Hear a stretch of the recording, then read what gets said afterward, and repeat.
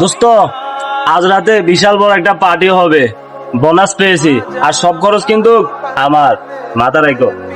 আরে আলাউদ্দিন, তুই তো আমার কলেজের বন্ধু, তোর মতো বড় মনের মানুষ হয় নাকি? আচ্ছা ঠিক আছে, তুই থাক, আমি একটু পানি নিয়ে আসতেছি।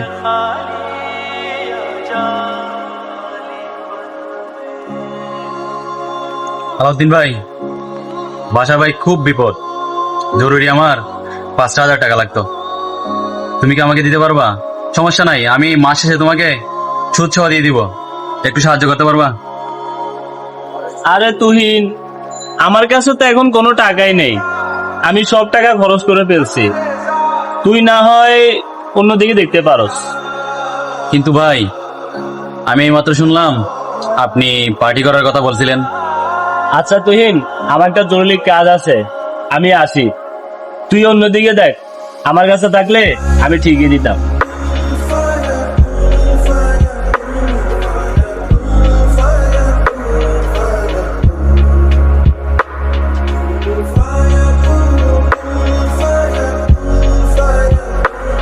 তুহিন ভাই, কষ্ট পাবেন না, আলাউদ্দিনের কাছে টাকা আছে কিন্তু তার মন নেই, সে শুধু সুসময়েরই বন্ধু।